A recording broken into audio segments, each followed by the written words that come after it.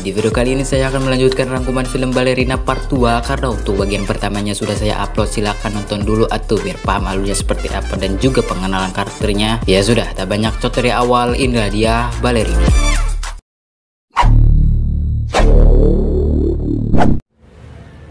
Part 2 ini dimulai pada Okju bersama Wati di sebuah resto yang dimana tempat ini juga awal pertemuan Okju bersama Minho. Ayo, belum pada tahu kan? Makanya nonton dulu atau biar tahu. Lanjut. Obrolan ini menuju pada tempat hotel itu dengan Wati memberitahu kalau mungkin saja banyak wanita yang diperalat untuk melepaskan hasrat syahwat dan juga penghasil cuan. Lalu Okju tanya kenapa mereka tidak kabur saja, akan tetapi Wati sudah berpikir seperti itu. Apabila ia kabur mungkin saja Choi akan menyebarkan rekaman kimochi itu ke publik. Itu juga lah alasan mengapa ia masih bertahan dijadikan bahan cuan oleh Choi. Mengetahui itu Wati sekarang berniatan untuk mengungkapkan kebusukan hotel itu ke publik atau membuat rencana lain, yaitu membunuh mereka semua. 계획이라니? 그래서 모든 계획을 실행할 수 있게 해달라고. 머릿속으로 수백 번은 죽인 것 같지만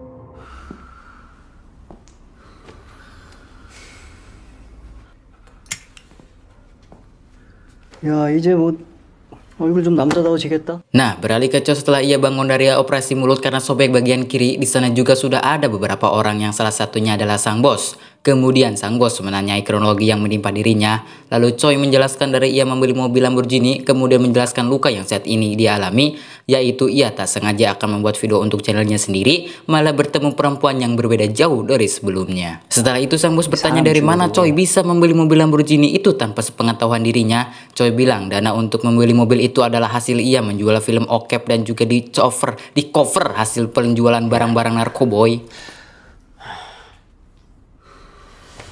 Lalu untuk rencana kali ini Choi mengatakan akan menyelesaikan masalah ini secara pribadi, tak harus ada pihak lain untuk ikut campur. Sontak sang bos bilang Choi hanya memiliki waktu untuk 3 hari, jika lebih dari itu maka ada konsekuensi.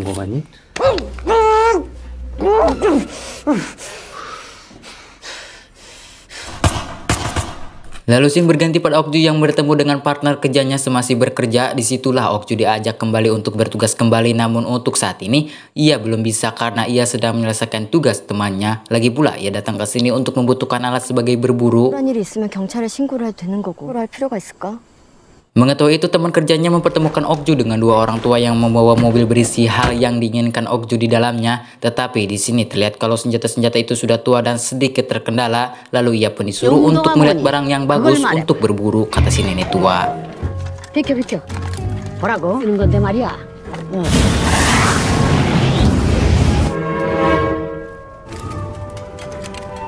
어때? Selepas itu kembali ke Choi yang mendatangi toko apotek untuk bertemu dengan sahabatnya di sana. Ia bernama Sik, seorang pembuat wadah dari narkoba dan penguat pria juga tentunya. Rupanya Sik telah mengetahui kabar Choi yang dikalahkan oleh wanita saat akan membuat video mantap-mantap. Lalu ia pula menyarankan kenapa tidak menyuruh orangnya biasa saja. Choi sontak bilang ini hanya masalah kecil, kau dan aku pun bisa mengatasi ini bersama-sama. Lagi pula kedatangan dirinya adalah mengajak Sik untuk membantu untuk masalah ini. Sebagai gantinya Sik akan diberikan imbalan 100 won, itu pun kalau ia mau. Sebelumnya Sik tidak mau karena dirinya bukanlah tipe orang pembunuh, cuman seorang apoteker. Tapi setelah tahu imbalannya, ia pun menyetujui ajakan Choi tersebut.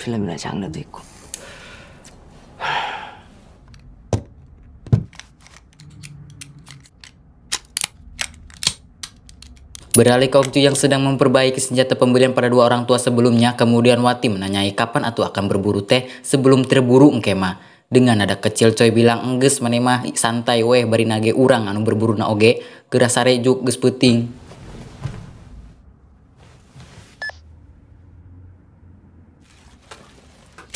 Saat Okju bengong di depan, ia teringat masa saat ia bersama Minho yang merayakan ulang tahunnya dengan berdua di resto plus bersama kue yang Okju beli dari Minho. Awal dari sinilah kalau Minho sudah Okju angkat menjadi sahabatnya sampai akhirnya pun ia harus modar di bak mandi. Dari sinilah kalau kalian belum tahu kan Minho matinya kenapa, makanya nonton dulu atau yang sebelumnya. 그럼 이 케이크 왜 골라? 찐 케이크들한테 예의가 아니지. 민초가 뭐야?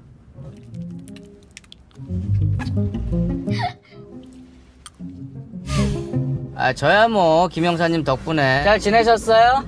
Selepas itu beralih pada tempat cuci steam. Dari telepon itu Sik menyuruh seseorang untuk mencari plat mobil Lamborghini dengan nomor plat yang sudah cantumkan saya di layar. Silakan baca. Dan bukan hanya itu saja, apabila mereka menemukan orang yang mencurigakan maka bawa saja ke tempat yang sudah ditentukan. Setelah selesai menelpon, tiba-tiba Choi menyuruhnya untuk keluar karena dirinya akan memberitahu kalau di bawah mobil ini terdapat sebuah pelacak GPS. 아이씨. Okju yang saat itu pergi ke toko dan kembali ke kediamannya. Kalau di dalam tiba-tiba Wati menghilang dan saat Okju menuju salah satu kamar, tiba-tiba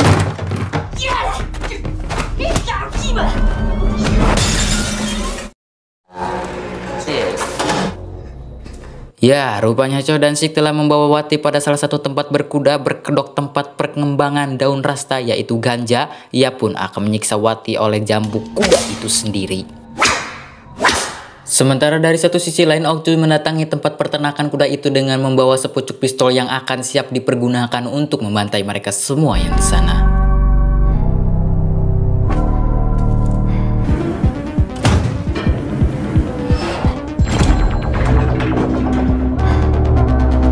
Lalu ia pun tak sengaja masuk salah satu tempat pengembangan daun rasta tersebut sekaligus tempat pengemasannya. Kemudian Okju membuat perhatian agar mereka semua teralihkan pada dirinya. Dari sinilah Okju sudah tidak mau basa-basi mengenai pertanyaannya yang tentang ia mencari seorang wanita. Apabila mereka tidak ada yang tahu atau tidak merespon, terpaksa mereka akan tahu kedepannya seperti apa. Namun ketika datangnya sang bos lalu sedikit basa-basi mengenai niat Okju kemari karena apa dan motivasinya apa, tiba-tiba saja hal yang tidak masuk angin pun jadi mungkin. 뭐 개인적인 감정이 있는 거.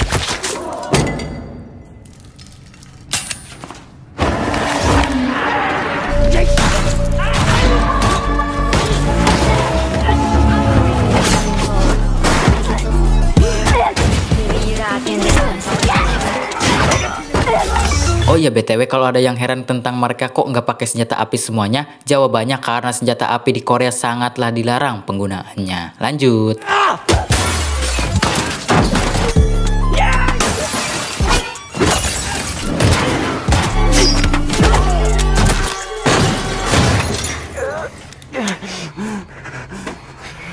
그 새끼 어디 있어?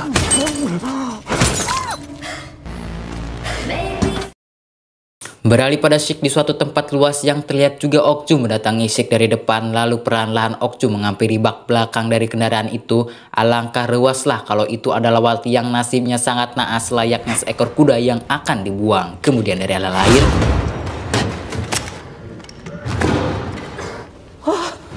ya, rupanya Okju tertembak oleh shotgun milik Choi plus secara tidak langsung menyelamatkan Sik. Namun saat Sik akan menghabisi Okju dengan tangannya sendiri, tiba-tiba Choi tidak bugu-bugu menembak Sik karena buat apa lagi, mangsa sudah di depan mata. Ketika akan siap untuk melepaskan pelatuknya, tiba-tiba saja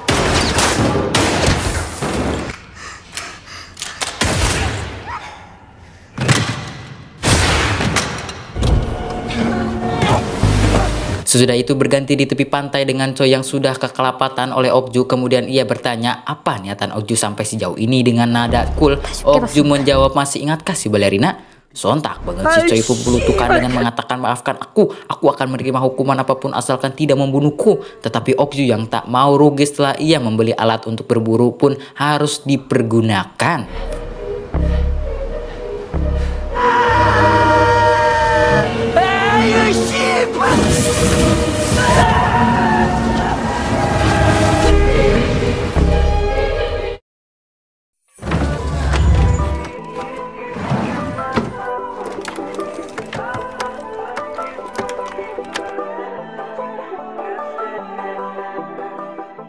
Halo teman-temanku, bentar ya.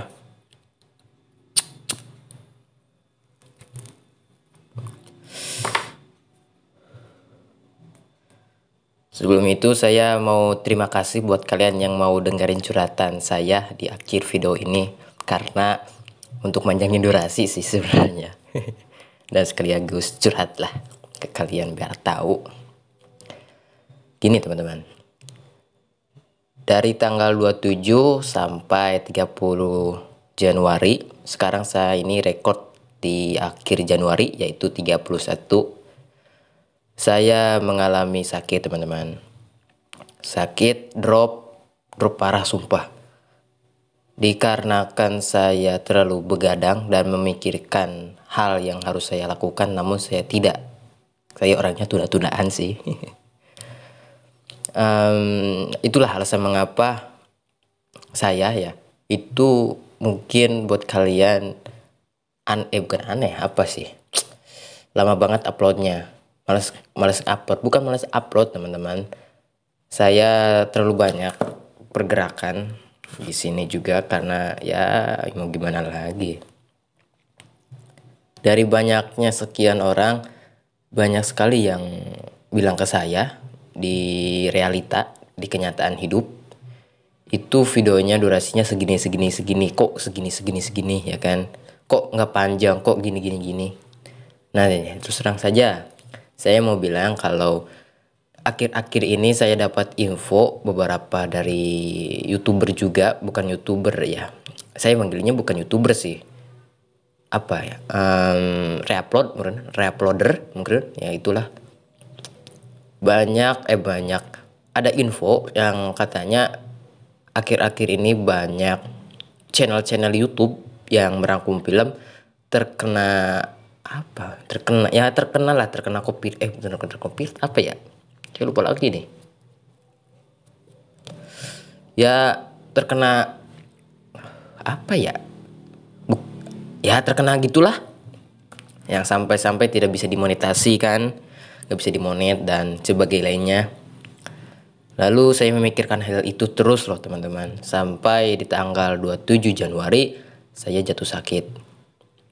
Dan alhamdulillah di tanggal 30 Januari saya sudah sehat, dan saya ini rekotan di tanggal 31 Januari akhir bulan. Ya sebetulnya itu doang sih yang saya ingin sampaikan, nggak harus panjang lebar ya. Ya buat kalian, jagalah kesehatan kalian, karena kesehatan penting banget teman-teman, serius. Pokoknya kalau saya uploadnya itu part-part itu alasannya karena yaitu takut itu. Pertama takut, kedua saya ingin main rapih, main aman, rapih, ripah, repeh. Itu sih. Ya sudah ya, saya mau ngopai sama Okoy dulu di depan dan melihat pemandangan, sekalian juga untuk merayakan kembali badan saya yang sehat, alhamdulillah burger ini, karena di dalam jiwa yang sehat terdapat Okoy. Ya sudah ya teman-teman, jaga kesehatan kalian, karena cuacanya mulai random sekali dan absurd sekali kayak pembahasan curhatan saya kali ini. Oke teman-teman, makasih.